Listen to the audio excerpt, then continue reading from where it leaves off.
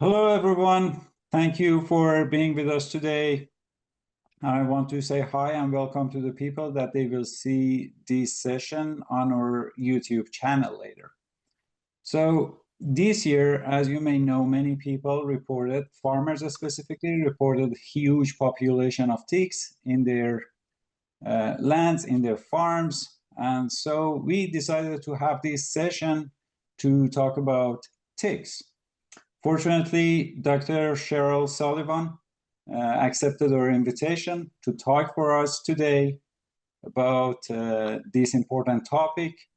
Cheryl is an entomologist from an assistant professor at the University of Vermont College of Agriculture and Life Sciences. So thank you, Cheryl. Before we come to you, I want to mention that over the presentation, if you had any questions, you can write it down in the Q&A box. And after Cheryl's presentation is over, we ask your questions from her. So this is your stage, Cheryl. Take it, please. Thank you so much, Arash. Thank you, everyone, for coming this afternoon. And I'm really excited to talk a little bit about tick ID, some of their diseases, and how to protect yourself and animals against them. Okay, a little bit about myself and what I do here at UVM. I'm part of a research group that strives to develop practical solutions for a diversity of real-world pest problems.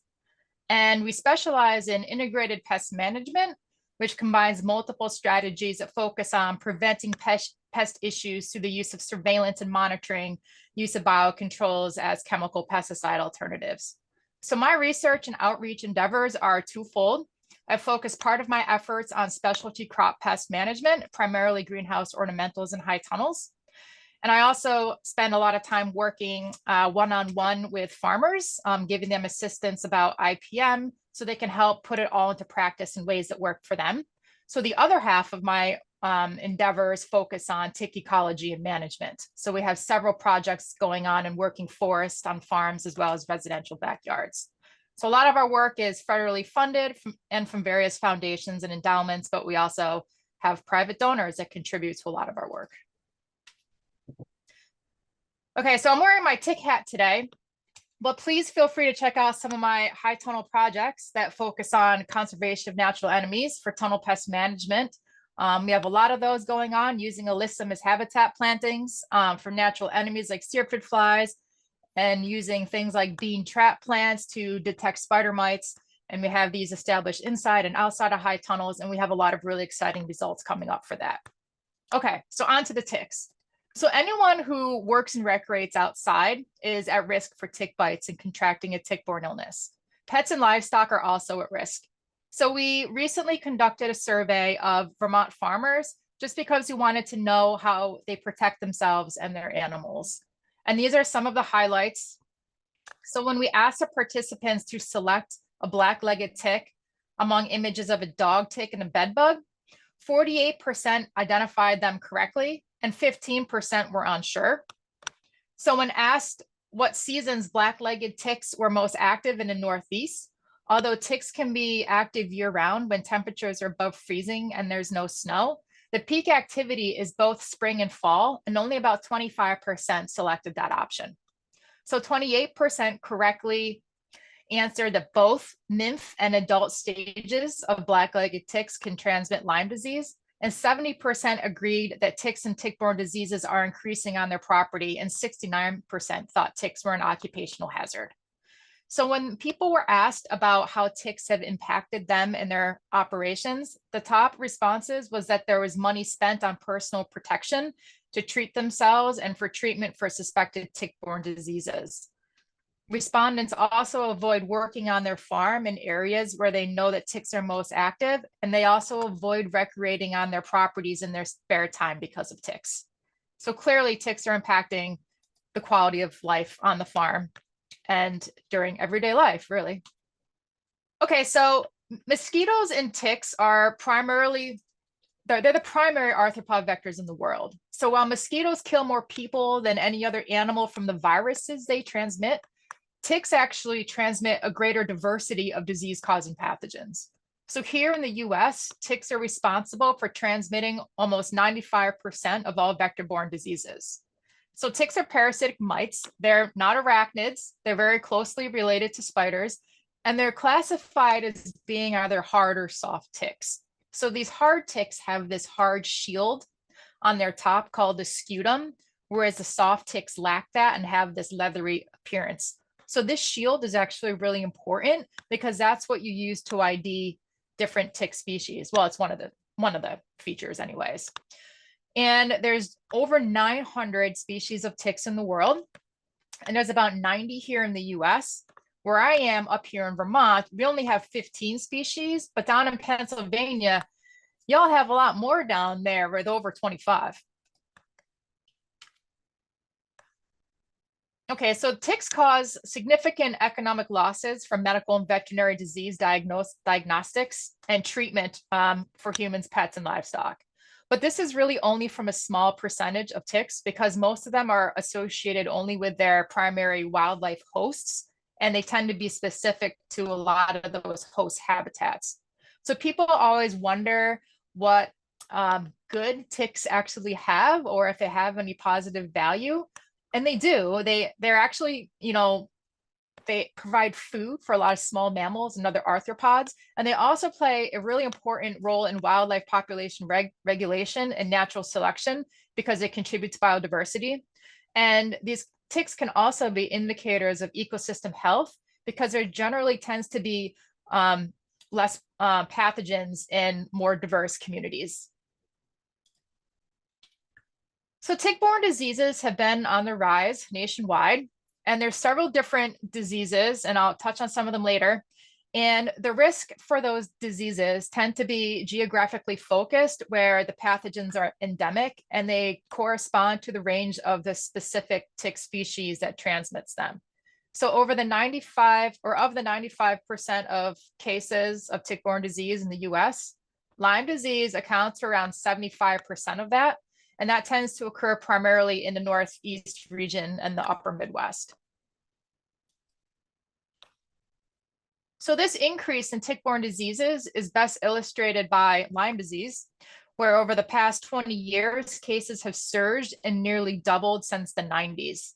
The warming climate and the changes in land use patterns are helping to expand the ticks' ranges because it creates more favorable conditions for their populations, which increases more opportunities for humans to come, and other animals, to come into contact with them. So tick bites can result in several different illnesses, and a lot of them, most of them are listed here, but not all. They harbor a great variety of pathogens like bacteria, viruses, and protozoa, and they cause several mysterious types of rashes and disorders. So state agencies are responsible for conducting statewide active surveillance, which determines the distribution and prevalence and the expansion of the tick populations. And they test these ticks for pathogens that they collect from the landscape. And primarily, they're the top 5 on, they were the first 5 that are listed on this, which tend to be the main focus. And although there's a lot of different illnesses, the majority of these is caused by only one tick species, and that's the black-legged tick here in the Northeast. So the overall top 3 tick-borne diseases nationwide are Lyme disease, Rocky Mountain spotted fever, and anaplasmosis. However, here in the more northeastern region, Lyme disease is generally number 1, followed by anaplasmosis. They're both bacterial infections. But the third is babesiosis, and that's a parasitic infection. But there's a lot of other threats. There's Borrelia miyamotoi. That's a fairly recent issue that was just discovered not that long ago. And that's different than the Borrelia that causes Lyme disease. This particular bacteria causes a relapsing fever, but it does not have a rash associated with it. And then there's Powassan virus, otherwise known as deer tick virus. And this is often deadly because there's really no treatment for that. And a lot of people have died from contracting that, especially over the past several years. Rocky Mountain spotted fever, that's a bacteria that you can get from dog ticks mostly, but that's more common in the southeastern and central states.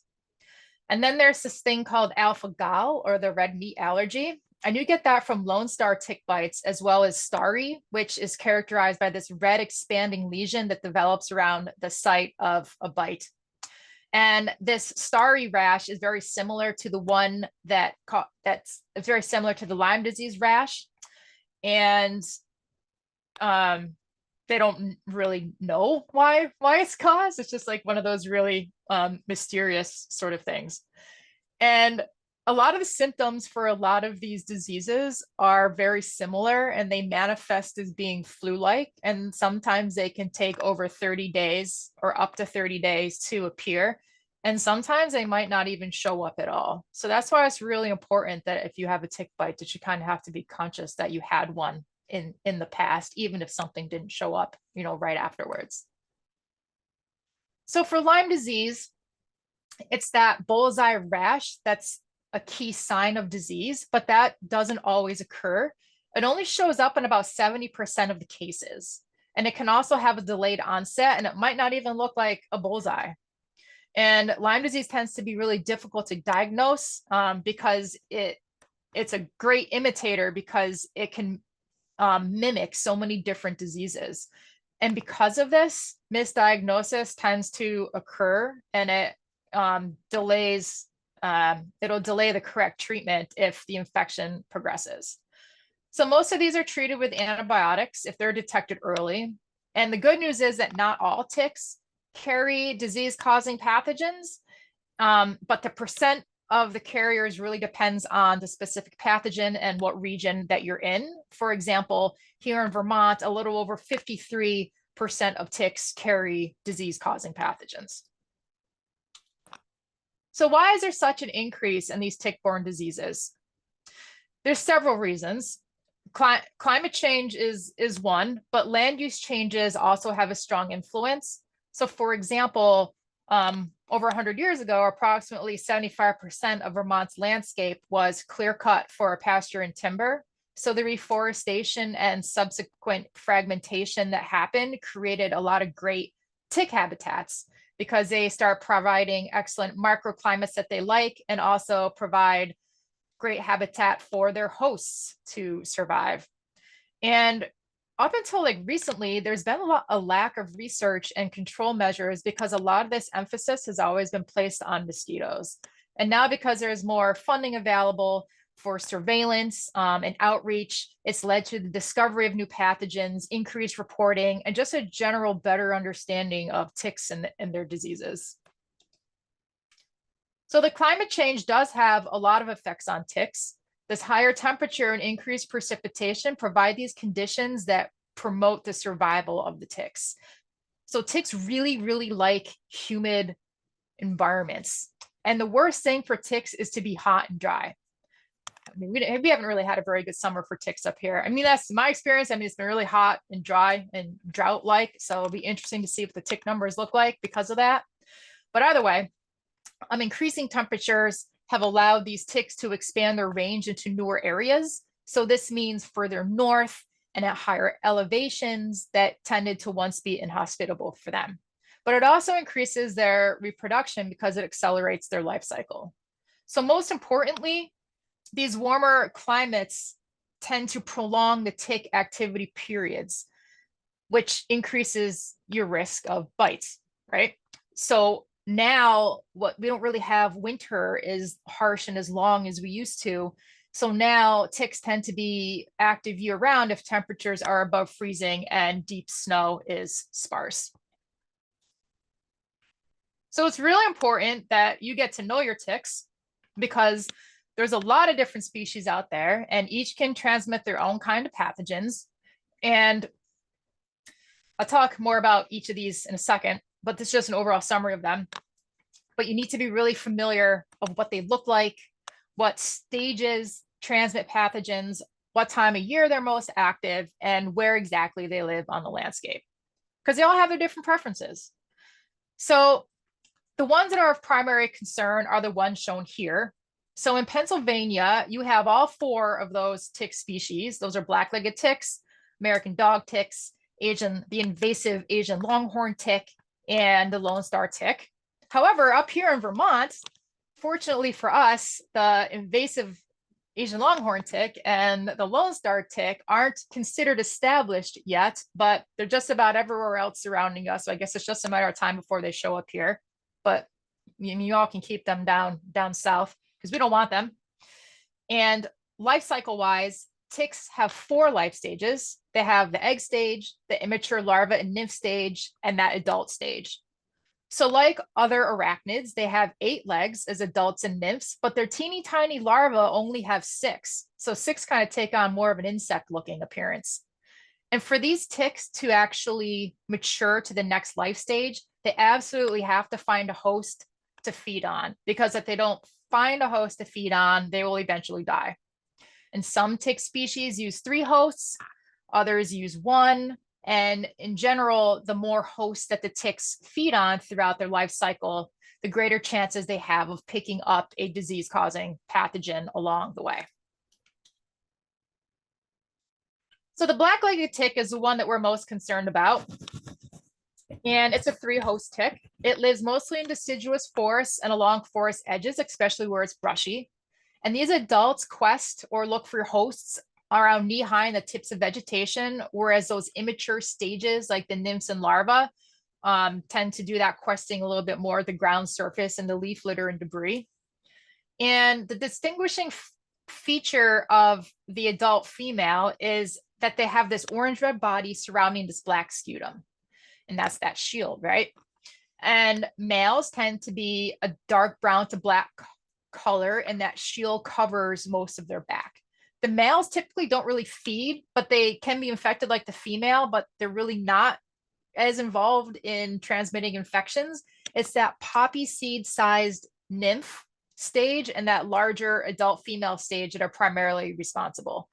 And a lot of times people that acquire a tick-borne disease don't even realize that they've been bitten because those nymphs are so teeny tiny that they often go unnoticed. And a lot of times you can't feel those ticks when they attach to you because they have this numbing agent that they can inject, while they're kind of taste testing you before they embed themselves. Larval stages tend to pose less of a threat, but not all. I'm going to say not all, because a lot of times the disease-causing pathogens are acquired at that first feeding, but that's not always the case. Sometimes they can inherit those pathogens maternally.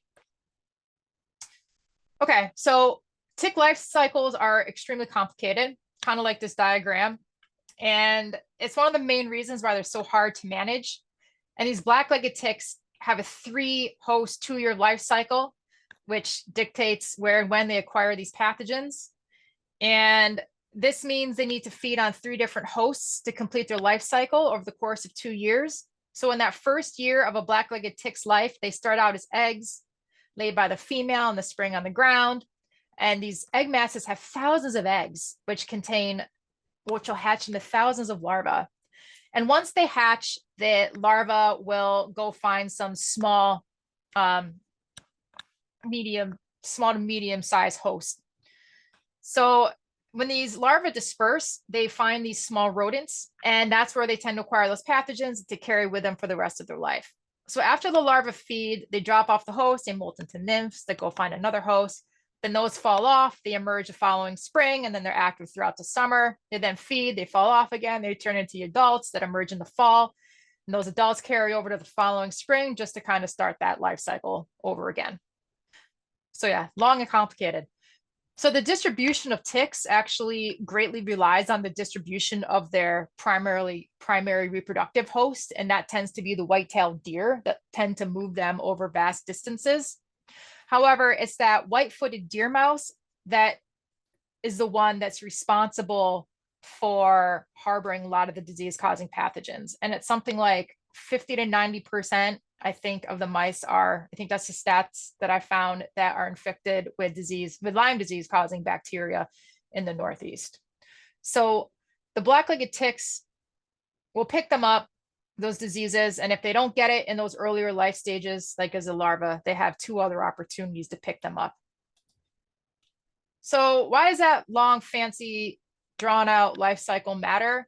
It's because medical treatment for tick-borne diseases typically coincides with the peak activity time of the adults and the nymphs, because that dictates when the chances of encounters are the greatest. So as you can see on this slide, these data are emergency room visits for Vermont and for Pennsylvania. And you can see that generally it's October and May, so spring and fall for those adult stages, and late spring into early summer for those nymphs. But as you can see here, you can be at risk year round. Okay, so another commonly encountered tick is the American dog tick. And adult females have this brown-red body and an ornate or mottled scutum or shield. And these tend to attack medium-sized hosts, especially dogs, but sometimes humans, especially as adults.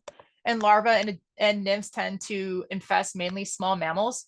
And this tick is found primarily along forest edges and in areas where there's little or no tree cover. So they tend to be around grassy pastures and fields and scrubland. And a lot of times you can encounter them on various trails. And the larvae are common during the spring and fall, and nymphs and adults throughout the summer. And this tick transmits Rocky Mountain spotted fever and tularemia to humans. Okay, so if you like red meat, this is one tick species that you don't want to meet up with, and that's the Lone Star tick. So the adult females, like the name suggests, has like a lone star or a white dot in the middle of their back. And they're found mostly in woodlands with these really dense undergrowth and around animal resting areas.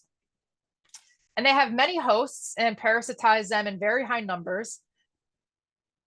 And they tend to be very aggressive biters. So unlike the other two ticks that I just talked about, this tick actually sits around and waits. All right, so the other two ticks I talked about, they tend to sit around and wait for hosts to pass by when they're questing. This one tends to hunt their hosts down. And sometimes they can hunt their hosts down from several meters away. So they're more of a hunter type of tick rather than an ambusher. Kind of crazy, right? So these ticks can cause several different diseases, but they're really most famous for causing the red meat allergy or that alpha-gal syndrome. And what that is, it's a sugar molecule that is injected into your body from the bite. And in some people, this triggers an allergic reaction to red meat and some dairy products and gelatins. It's actually interesting. We don't really have established populations of Lone Star ticks, but this picture was from this summer when somebody actually submitted this to us from South Burlington, and which is interesting because a lot of times when you find these ticks, people have gone out of state or they've come back and their animals have carried it back with them, but this was actually on somebody's pets. So, I mean, even though we don't routinely find them, it's very possible that they could establish their own populations here in the future. Okay. Next up is the Asian longhorn tick. And this is an invasive species that's native to Asia, and it continues to establish new populations in the US. I can't say Northeast specifically, but it continues to establish and create new populations since its discovery in 2017. So it's not in Vermont yet, but it's everywhere else, including Pennsylvania. I can't say everywhere else. It's in a lot of other places, including Pennsylvania. And this tick specifically has this affinity for infesting livestock and also wildlife. It's mostly a wildlife and livestock issue. But it can spread some pathogens that affect humans where they're from, but it's really unclear if they can transmit these diseases here in their new range. I know it was recently found that they were harboring the bacteria that causes ehrlichiosis. So they can acquire these. So you can find these ticks primarily in pastures and meadows, but you can find them in the forest too. And the biggest issue with these ticks is that they reproduce asexually. That means that they do not need males to reproduce. And this is really scary because this enables this tick to create a new population in a new area only from one tick. So that's really scary. So that's why they can just reproduce really quickly. When they infest animals in really high numbers, and that's because of their parthenogenetic nature. And these are kind of a boring looking tick, and they're just reddish brown in color. This map kind of shows their current status. And because these longhorn ticks are primarily a pest on livestock, the movement of cattle is considered a primary means of their spread. And like I said, like usually when you find them, you tend to find them in very high numbers on animals and on the landscape because of that asexual, their ability to reproduce asexually. So this is why it's really important to inspect your animals for this tick, especially cattle.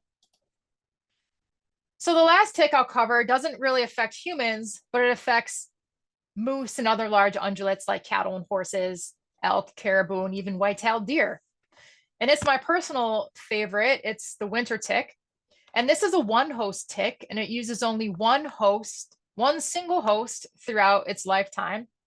They look a lot like the American dog tick, but in some areas, like in Pennsylvania, they look a bit different, where males can take on this unpatterned appearance as opposed to having an ornate pattern-looking body. So these winter ticks used to only cause sporadic moose die-offs since the early 1900s, but now these die-offs are near annual events at the southern edge of their range, like here in Vermont. And research has shown that 91% of moose calves succumb to these ticks. And mortality is from severe tick infestations averaging 50,000 per animal, but they can have over 100,000 ticks on them. It's crazy. And their feeding tends to cause severe weight loss and hair loss. And these engorged females become quite large, and they look like the size of a grape. Okay, so because climate has been warming, these ticks now have a survival advantage off host, especially in the spring when these adult females fall off the moose to lay eggs. They used to fall on snow, but now that snow melts and is absent, a lot of times when they fall off, they have more of an opportunity to survive.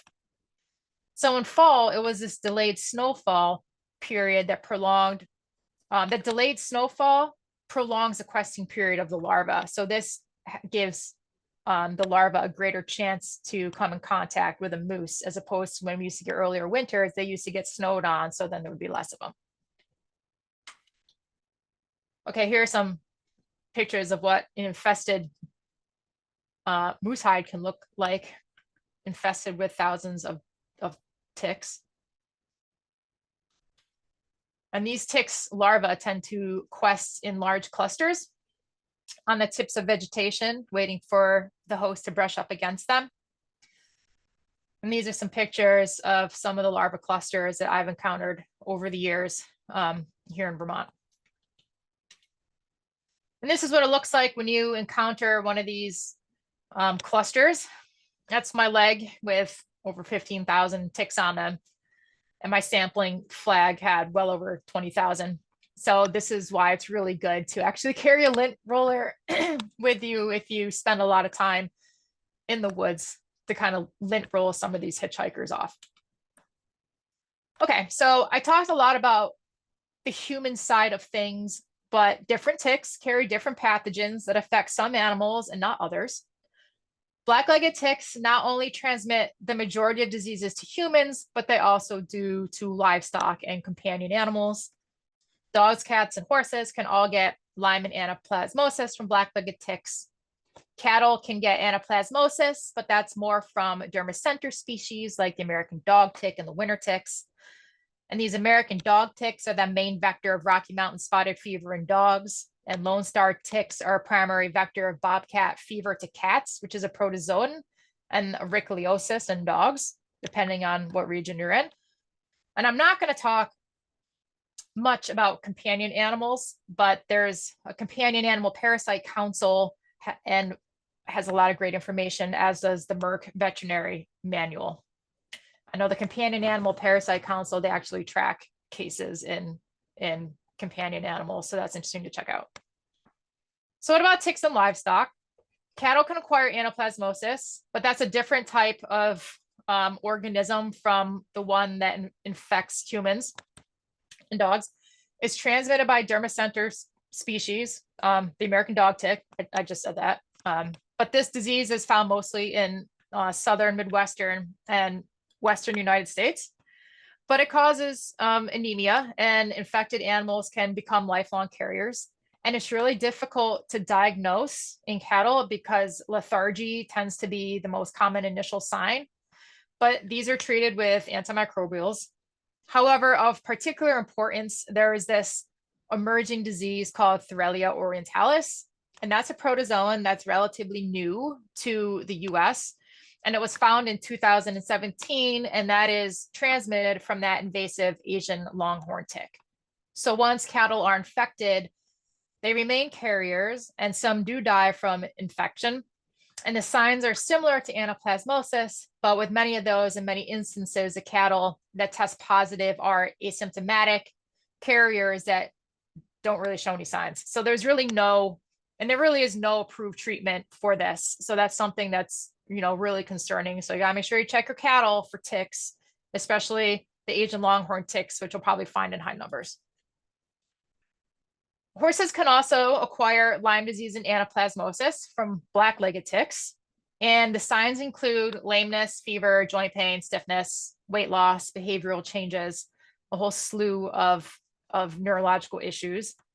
And both of those can be treated with antibiotics. But in other regions of the world, ticks can cause equine pyroplasmosis. It's a bloodborne disease caused by protozoans. But this is a foreign animal disease, although some isolated outbreaks have occurred in the US. Mortality rates can be really high in horses, up to 50%, but this is something that, we really don't have here, we don't want here, but it's always something that people, keep a lookout for, especially in horses are being imported. So what do we do about the tick problem? So ticks really seem to thrive just about everywhere, from forest to grassy fields, urban parks to backyards. They just tend to be all over the place, causing all sorts of problems. Tick management is really complicated. Ticks spend like almost 90% of their time off host, free living in the environment. And they're also really, really ecologically complex because these ticks are really associated with their hosts. And that makes it so they're linked very closely with their host habitat. And that can often change based on host density, the time of year, food sources. And this creates this patchy distribution of ticks on the landscape, and it makes finding them to control them really difficult. And, their numbers are influenced by environmental conditions, especially as it relates to humidity. And as a result of this, a lot of targeted management has been in small areas like residential backyards, and less so on, the larger scale. But, people often pick ticks up in places other than their backyards. So it makes targeted treatment really difficult. And because of this also, it takes a lot of years to demonstrate that tick reductions are acceptable from treatments, because it takes a really long time to show if, disease incidences or encounters were reduced as a result of this. Because, a lot of times people don't pick ticks up where you're treating the ticks, and it's just really, really complicated. Okay, so because of all these challenges, tick management needs to be done on a holistic or integrated approach. And this approach is called integrated tick management. And that combines a lot of strategies to reduce encounters, because there's no one silver bullet that is going to manage ticks. So you have to have a lot of different strategies in place to consider. So within integrated tick management, the main aspects include monitoring ticks through inspections of yourself and animals, personal protection strategies, host management strategies, and environmental treatments. And I'll cover these aspects in more details after this. But the main takeaway from this is that the burden of tick management really falls on the individual property owner, and whether or not they actively take precautionary measures to change their behavior to reduce the chances of encountering a tick. So with that said, prevention is paramount, and tick checks really need to be done every day, especially in the spring and the fall, because ticks love tight places. So you want to check all those places on their body, behind the ears, groin, underarms, knees, scalp, and elsewhere. And it's really good to have tick removal kits kicking around. Using a mirror can help you see those hard to see areas. And if you have employees, having tick check posters around to remind people to do that with tweezers and removers. Checking pets and livestock are also important. You know, on animals, they tend to be found in some common places like around ears and around the eyes, under the chin, between front and hind legs and tail areas. So here's some examples of having those little reminders and removers in common areas like bathrooms or tack areas. If you know you have horse farms, and that's my horse, I check her all the time, even though it can be really tough because she has, you know, that really dark coat, but I do find ticks on her all the time, and I do remove them when I can, and having a handy remover there really makes that a lot easier. So if you find a tick, you want to use these fine tip tweezers to remove it by grabbing it by the head close to the skin and pulling up with this steady, even pressure. You don't want to squeeze it or crush it between your fingers, because that can increase the chances of injecting pathogens into yourself. Then you want to clean the area with soap and water or alcohol. You can either watch for symptoms or consult your physician.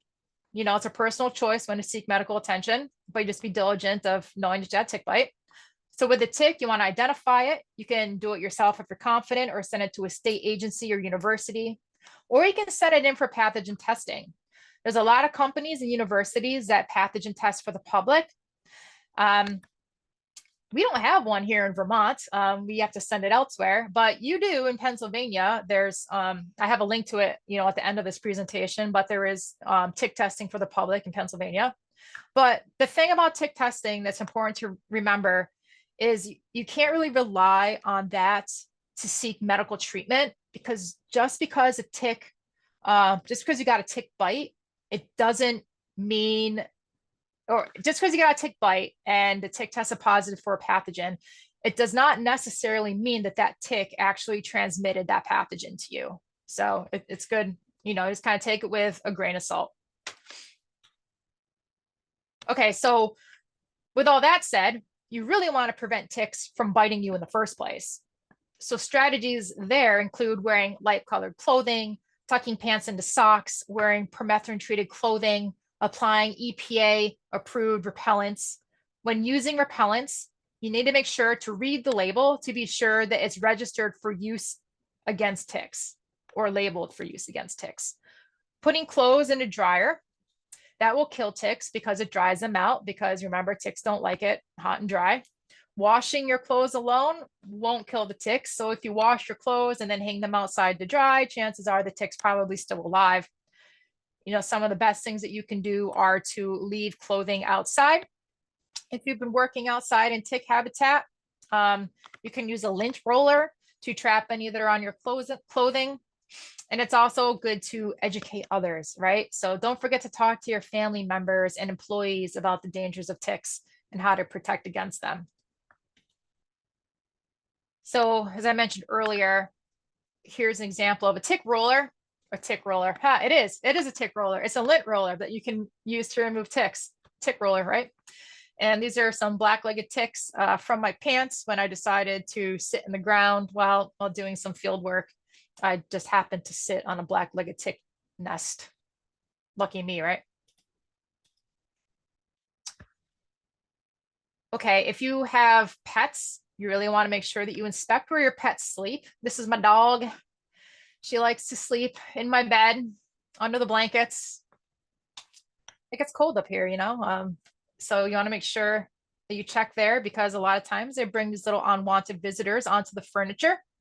And, you know, a lot of people have tick bites because they're crawling on the dog and they decided they didn't like the dog. So they went over to bite you instead, you know, especially if your animals are treated, they have some sort of repellents, they're going to go after your animal onto you in the house. So ticks are an occupational hazard for anyone working in the outdoors. So on farms, especially, migrant workers may be especially vulnerable if unaware of the dangers that ticks pose. So in general, tick bites in the work environment are considered work-related injuries. So it's good to have a tick protection plan that can help reduce the risk for tick bites. And some general recommendations are to train workers about the tick-borne diseases and how to avoid being bitten, and especially by providing resources in their preferred languages, supplies like insect repellents, tweezers, having that tick kit available should be provided in employee common areas. And there are several different places to obtain tick information in other languages. The CDC and state health departments have free materials that can be downloaded or ordered. Many universities have material that's also available, although it might be for a small fee, but there's definitely a lot of different information out there to provide. So what can be done to modify the landscape? There's lots of things that can be done. And you really want to make habitats unfriendly for ticks and their hosts. And it kind of falls under two broad themes. And the first theme focuses on discouraging hosts from not coming around and limiting their hiding places. Examples here would include removing old furniture, mattresses, and trash. You want to keep things like wood piles in maintained open and dry areas, creating, if you have stone walls, sealing them somehow because, the rodents really like getting in there and making nests in stone walls. I mean, that applies to more residential areas, but stone walls in general, anywhere, tend to be tick hotspots. Storing animal feed in rodent-proof containers. And, if you have landscaping, you can select some deer-resistant plant varieties in gardens. Removing invasive species like barberry and honeysuckle and fencing yards and crop production areas. Rodents really love hiding under dense invasive species, and they also tend to provide, great microclimates for ticks to thrive in. And that's easier said than done because, the amount of invasive species tends to be significantly greater as we go from Vermont all the way south, down south. It can be really challenging, especially to get those really thorny plants that, they provide a lot of protection for rodents from predators. And they also, the ticks follow suit, because ticks are parasites. They live with their hosts. So if the hosts do well, the parasites are going to do well. Second is you really want to do vegetation and property maintenance to reduce that favorable tick habitat.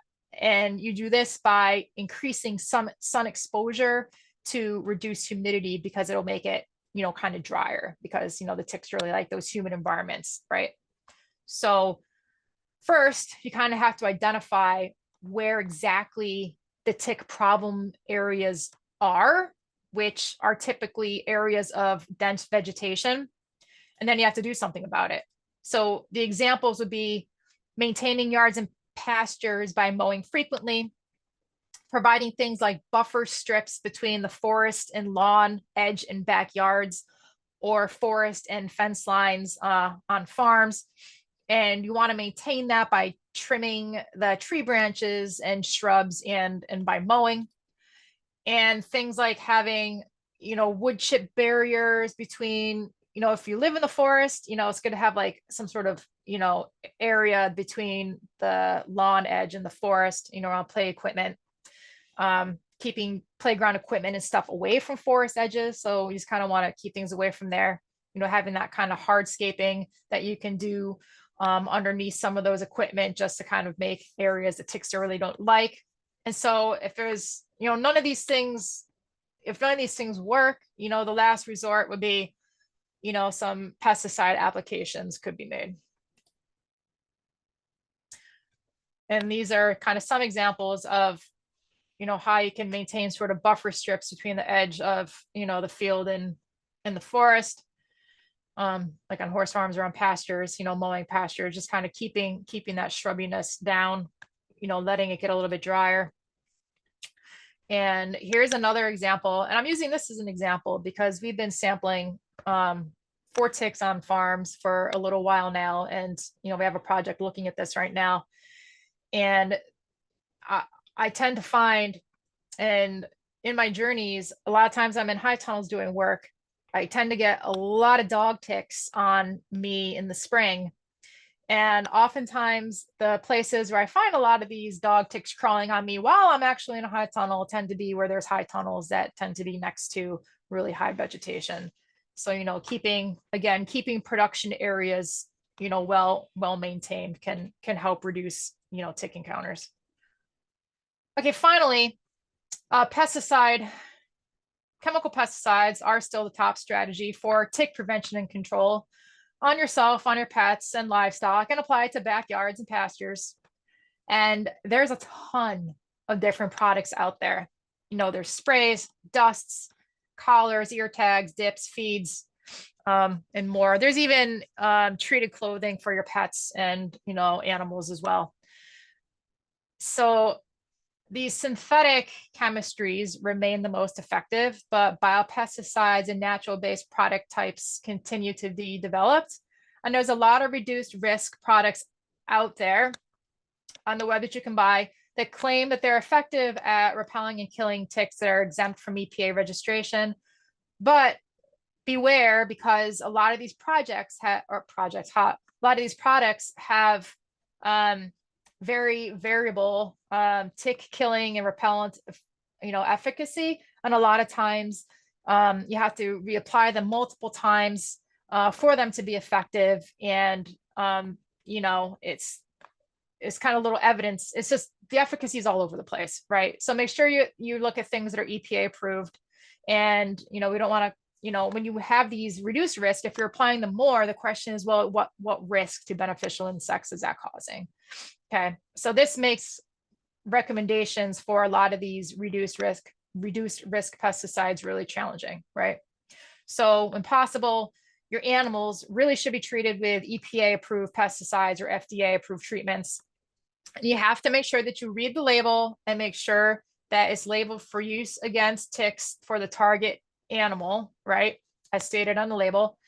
And there's some devices also available that can treat wildlife, like tick tubes and bait boxes and 4-poster devices, things like that. But these require frequent maintenance, and some of these really do need to be run by professionals. So keep that in mind. And you should always have these treatments, let it be, on yourself, to seek medical attention, or if you're going to treat your animals with pesticides, or the landscape, you want to consult with professional pest control operators and your veterinarians for the best products to do that. So where do you find some local tick info? PA's got a lot of great information out there. Penn State Extension has an amazing list of videos. The Department of Health and Environmental Protection, the PA Tick Research Lab, they accept ticks for testing. We also have our own tick resources page that has some information and some kind of links based on subject, like by farm. So feel free to check that out too. And that's all I have for this talk. And please, I would really appreciate some feedback. So if you wouldn't mind, going to that link, that QR code or the link to provide some feedback about the content in this, it would be greatly appreciated. Thank you. And I think there's a little time left for some questions. And I'll do my best to answer them. Perfect. Thank you so much, Cheryl. That was very informative, and that was great. And I'm glad that you put your email address there. If people have questions, feel free to send an email to Cheryl's email address. So I should say there are some challenging questions that I'm going to ask, some of them, as much as we have time. But I want to start with a simple question that I have. Can ticks jump?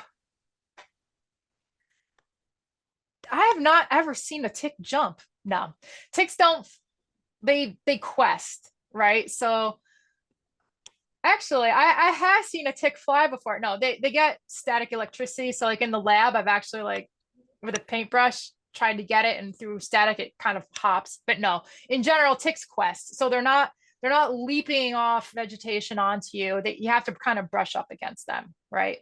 Because ticks live in a very chemically induced world, right? So, you know, black-legged ticks, they don't have eyes, you know, so they're kind of blind. So they're like, I'm just gonna aimlessly wander around, and they're like, oh, I smell carbon dioxide and other weird, you know, chemicals, and then they're like, oh, and no vibration, and then they latch on to their host.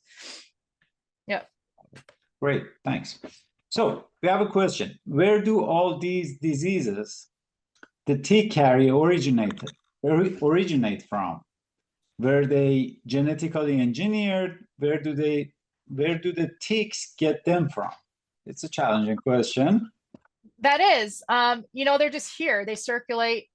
They're just here in nature, and they've always kind of been circulating. They've been here for forever, just, you know, living in association with their primary hosts, you know, that they're supposed to be in, that they don't cause any problems for. So it's when the tick, you know, picks that up and it gives it to something else, and, you know, we're like, oh, we're not meant to have this pathogen, and, you know, the rest is history. But yeah, it's always kind of been here circulating in nature. At least that's my understanding. But that's some really complicated evolutionary sort of things that I would have to do some serious. I'm curious. I'd have to look down the origins of all the rest of them. That's interesting, yeah. Or they become passed along, like invasive Asian longhorn tick, you know. It causes a lot of problems where it's, you know, endemic, but then it comes over here and it's like a whole different, you know, complex of pathogens. So it's hard to know, you know, what that tick can pick up here and transmit it if it's really competent to. Okay, great. If one finds a tick on their body and their state doesn't have a university or other testing center, especially checking for the disease more likely to come from ticks in the state the person lives in or was traveling in, what are they to do with the ticks that bite or bit into their body? There are other states that will accept ticks for testing for the public. Okay. So it's not, you know, for example, Massachusetts, you know, we can send our ticks to Massachusetts. We can send our ticks to New Hampshire. It depends. You know, okay. there are places that will test your tick for you. Good. I think you share some QR code from different organizations that they have done or they do work with the ticks, and you can get more information from those places. Yes, you can send them off animals. They'll test for any pathogens, any tick you find. You know, they break it down by host. Good.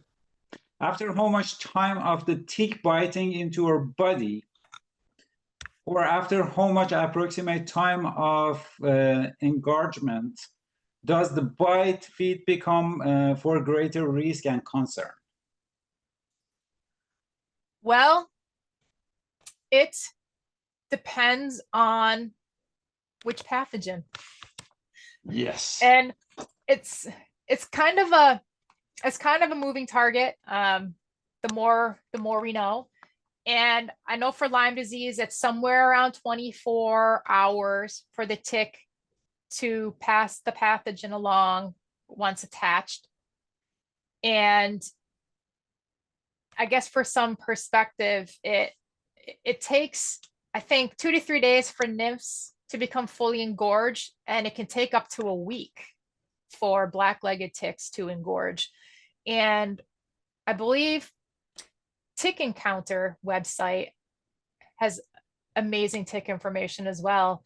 They have pictures of different engorgement statuses of different ticks. So you can tell by the tick that comes off of you how many days that it might have been attached. So anaplasmosis, I believe it's less than 24 hours of attachments. And the thing with Powassan, which is incredibly scary because Powassan's a virus, it can be transmitted in, you know, as little as 15 minutes, which is really frightening. At least I think it's really frightening. Good. So I received also another question that is my question too, and perhaps you answered at some point this question. We received more report from a bigger or larger population of ticks in the farms that farmers observed this year compared to previous years. I know you mentioned the impact of climate change. Can you talk to it? Can you tell us why it happened? And is it like everywhere like that, or it is just Pennsylvania or perhaps northern areas? That's a really difficult question to answer, and I'll tell you why. So it has a lot to do with like previous year's climate. You know, was it drought? Was it hot? Was it dry? Was it wet? You know, there's that aspect. But because Pennsylvania and Vermont, they're like, it's like an apple and an orange, right? So down where you are, you have different tick species, right? You have different ticks that live in different habitats. Our ticks in Vermont are kind of creatures of the forest and the forest edge, right? Black-legged ticks like that ecotone, the forest field edge. Dog ticks like it a little more open. You have Asian longhorn ticks, and you have Lone Star ticks, which tend to be found in general in greater numbers when they are encountered in a given area. So if you have a pasture and you have cattle or sheep or other livestock, and you have high numbers of ticks on your animals, you should get them identified, because it could be the Asian longhorn tick that's infesting them, right? So it really depends on what species it is, right? So it's the species, it's you know, the time of year, it's the environmental factors. It has to do with host abundance, which in turn, you know, you have bigger ag there. So, you know, maybe crops, like cropping cycles, it's just really hard to kind of pinpoint why. Right. Yeah. But those are some of the reasons, you know, why. But it really depends on what tick species. Exactly. There are many factors and there are many species of tick. Yeah, absolutely. So I will ask one more question for the sake of being on time. Then we will send the rest of the question to you, and we try to, ladies and gentlemen, we try to find an answer for your question you listed here, and we will share it later with all of you. But the last question is about controlling them. Can controlled burns help reduce tick habitat? For the short term, it does. You know, studies have demonstrated that it does. But what happens is when the vegetation grows back, it's kind of like a vicious cycle, because now all this new stuff grows back, and it just creates sometimes, you know, more habitat that the ticks like. So it's something that would have to be maintained, you know, and it's also something that people are researching more actively, because it does, like, you burn an area and you're reducing all that, you know, duff layer. And a lot of these ticks really need deep duff layers, like for their larval stages, because that's really good microclimate, and it's good humidity. So anytime you remove that, the ticks do really well. Another example is, I remember one study, I read somewhere that having a lot of leaf litter around like edges of residential areas might contribute to more tick numbers, just because it's deeper, you know. So anytime you're removing that, you know, layer, you just make it more inhospitable for the ticks. But it'd be tough to burn this year, it's so dry. Yeah. Okay, great. Thank you so much, Cheryl, for the great presentation. That was awesome, and thank you all for being patient and listen to us. This session is recorded and will be published on our YouTube channel, perhaps in 2 weeks. So, and we will try to find an answer for all the questions and share it with you. Thank you all. Have a wonderful day. Goodbye.